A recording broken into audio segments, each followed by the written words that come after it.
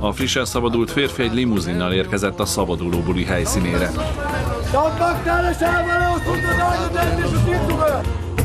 Ma nel dramma mio nostalgico non trovo traccia del tuo amor.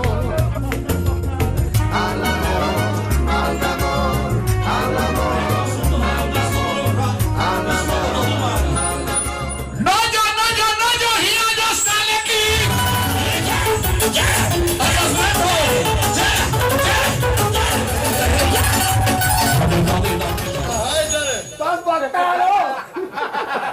Dobra, nagyon sokára skaptam a Isara de Suntola de Brescia. Pakatana bila kadeke pativales. Tamanga de Suntola de Brescia. Kado eseményi soha napján mechanikász. Mindig andi páti, mindig andi volete sámala gyuvasz. Zolbak szasztimod de a Monsunto drágodel. Te így csoriper, aszfaliper. Nagyon durte pillanatban.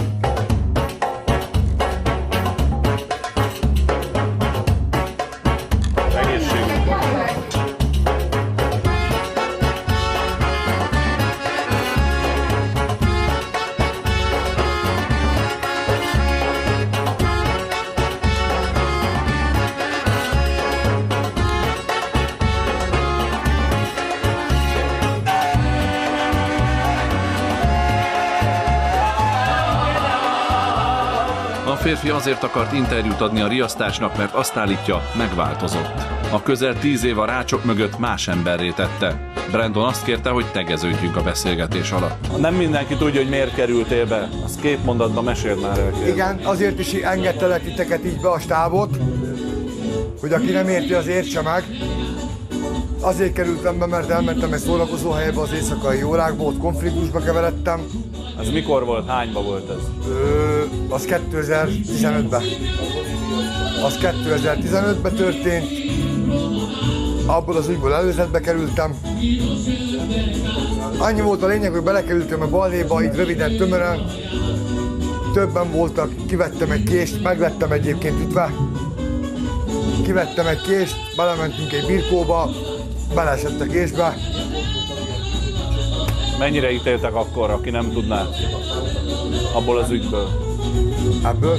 Nem, ebből a késes dologból mennyire ítéltek? Mennyit kellett, amikor bevonultál? 7,5 évre. 7,5. Csontra? Nem, 7,5 évet kaptam, kedvezménnyel.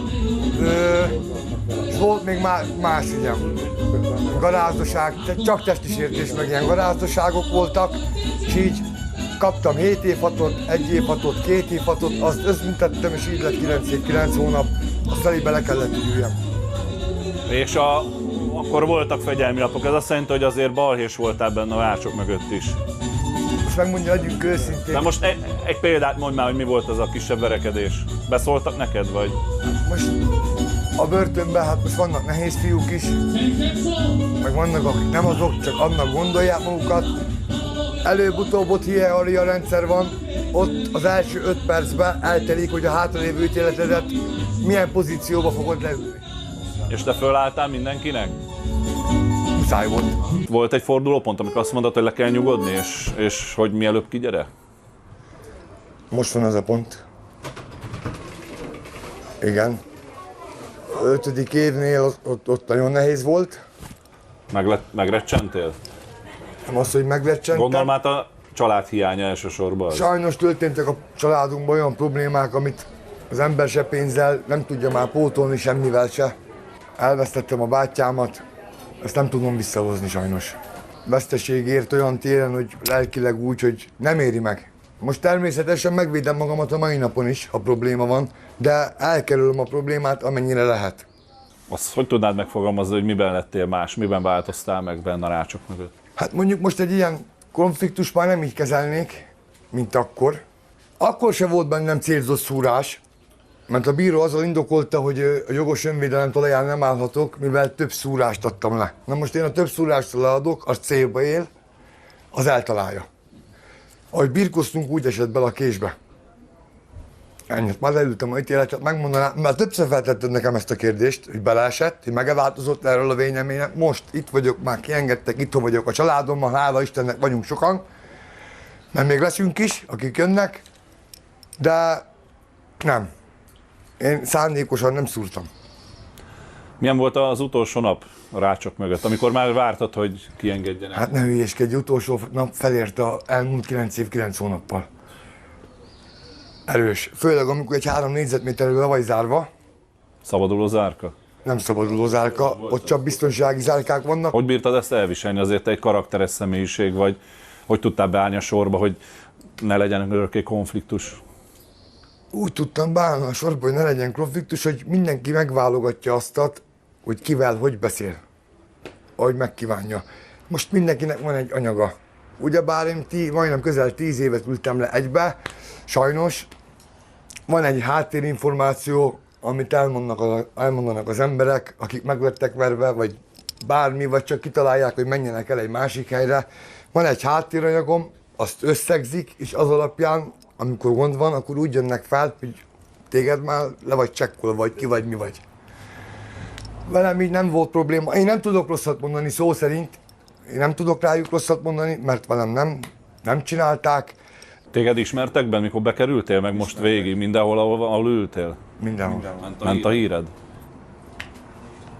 Nem is a hírem, ismertek. Akkor benne is voltak rajongók? Rajongók mindenhol vannak. Csak hogy miért? Mert érdekel a színészet ebben a világban, én azt gondolom, hogy nagyon nagy tudomány a színészet. Igaz barátból kevés van. Ja, hogy teszik magukat, hogy a közeledben legyenek? Érdekemberből sok van, igaz barátból kevés. Hogy miért közeledik valaki te feléd, lehet hátsó szándéka van. Akik itt vannak most a buliba, ők hűséges barátok, meg családtagok, Hittek el? hogy 10 évig kitartottak? Figyelj Rudi, akik most itt vannak jelenleg, mindenki a testvérem, ez egy szűk családi fő. Én akartam volna azt, vagy szerettem volna, 2000 fő lett volna most itt, ha én akartam volna. Csak én azzal az elvel vagyok én, mivel mi olácigányok vagyunk, van nálunk egy törvény, van nálunk egy tradíció, van nálunk egy szokás. Azok az emberek ne érezzék jól magukat az én zsebemből, az én családom zsebéből, akik itt vannak most, hogy az öregasszonyhoz nem mentek oda csak megkérdezni, nem volt szükségünk senkinek se a pénzére, se a segítségére, csak a gesztus, a jó indulat. Senki nem ment oda, hogy mi van, elfordították a fejüket. Azok itt ne legyenek itt, ne érezzék jól magukat. Menjenek, nézzék maguknak, szombat van, mennek a törös sorozatok, nézzék azt. Nézzék azt, Izaura TV megy, ingyenes. Itt, aki itt van, így egy szóval, ez itten röviden, tömören a családi kör, szűk családi barát, 80-100 fő, szűk családi kör. Ennyi. Milyen terveid vannak? Most kijöttél, gondolom azért 10 évig volt időt gondolkozni rá, hogy mihez fogsz kezdeni. Gondolom a TikTok az menni fog? Hát figyelj, megmondom neked az őszintét, ma hallom, hogy nagyon nagy pénz van ebben a TikTokban. Hát most az élőadást azt én hoztam be, ez vitathatatlan. Még a Youtube-on? Még a Youtube-on, akkor nem volt TikTok akkor még abban az időben, amikor engem elvittek. Hát ez a ilyen jól fog futni a szekér, akkor mindenkinek kispad lesz. Ezt már ígérem. Az biztos. Hát a tisztességes forrásból jön a származás, vagyis a pénz. Tisztességes forrásból jön, hogy otthon ülök és a videón teszek akármit, hát akkor mindenkinek kispadra kell üljön. Nem minden áron akarjuk megszerezni. Az emberségünk, a méltóságunk az maradjon meg annak az embernek is hagyjuk meg a tisztességét. Azért a 100 000 forintért vagy 200 000 forintért nem ér nekünk annyit, hogy annak baja legyen, mert messze szálljunk tőlünk a szó, többe kerül neki majd utána a temetés, mint amennyit nyertem a... Tisztességgel leszünk a másik ember felé is. Azért már nem 23 éves vagyok, hanem 28. Már másképp gondolkodom azért én is. És azt a vonalat próbálod majd folytatni, amit korábban, mielőtt bevonultál? Hát egyáltalán nem. Egyáltalán nem, akkor más volt a vérhőmérsékletem. Akkor jöttem, mentem csajokkal, 5-6-an, én fiúkkal nem járkáltam, mindenhova nőkkel mentem. Kiszálltam a kocsiba a városból, belém kötöttek. Ezt már mondtam neked 2020-ban, akkor ugyebár voltál nálam, bent forgattunk. Már nem, én megelőzöm a konfliktust, tartsam el mindenki a véleményét, ki is nyilvánítják, engemet nem érdekel, mert nincs az a pénz, nincs az a semmi, hogy menjek bele egy ilyen konfliktusba. Nem jó az magyarul, amikor kopogtatnak, hogy részvétem. Ki tudja azt átélni abba a 3-4-5 négyzetméterbe vagy 10-be. Messze szálljunk tőlünk a szó, senkinek ne legyen mindig a jókedve, mindig a tiszteletbe, az kössön minket össze a szeretet, a tisztelet, meg a jókedv, meg az alázat. Az nagyon egy nagy dolog, én azt gondolom. De a jelmondataidat neki a Károly, meg ezeket azért meg fogod tartani? Vagy változott, vagy van új a tarsolyban? Csíkzsebből tudod, kicsapom a frankót, mindig van új. Nem arról van szó. Az emberi méltóság az embernek megmarad. Megint más az embernek van egy jó stílusa. Megosztó személyiség vagyok, valakinek jó, valakinek nem. De attól függetlenül, az ember el akarja kerülni a bűncselekményeket, vagy szándékosan nem szeretne belemenni, attól függetlenül valaki lehet nagyforma vagy jó fej, az nem egy bűncselekmény. Megmarad, persze, hogy megmarad a vicces, jókedvű, mindig is egy jókedvű gyerek voltam, mindig is egy vicces. Én akkor érzem magam jó, amikor kiszívom 30 000 embernek a vérét. Akkor jól érzem magam. Egy kicsit komolyabb kérdés, tanított valamire a börtön ez a közel 10 év? Hát igen. Megtanította, nem szabad semmit csinálni, nem szabad bűnözni. Nem vagyon elleni bűncselekményből voltam bent, érentellenes bűncselekményből, de az is egy bűncselekmény. Nem akarok én ebből kibújni, az is egy bűncselekmény. A tényállásba belemenni, csak így röviden, tömören, én soha nem tagadtam azt, hogy nálam volt kés. Igen, nálam volt kés, én kivettem a kést, mondom, megugrasztom, hát elszaladnak. Szerintem a Forszár nem is látta, hogy van nálam kés, forgott a szeme, hát olyan állapotban volt, nagyon akart ütni. De hát a bíróság azzal indokolta, hogy mivel több szúrást adtam én le, célzott szúrást, ezért a jogos önvédelmet találni nem állhatok. Tehát én célzott szúrást leadok, az eltalálja. Egy szúrás volt rajta. Az is véletlen. Hogy tudtad megőrizni a pacekot? Hogy az... Pacekom az határtalan, stíluson nemzetközi, ezt tudjátok. Úgy nézek ki, mint Leonardo DiCaprio Romunglóba. A férfi azt mondta, sohasem akar visszakerülni a rácsok mögé, kerüli majd a bűnös utat.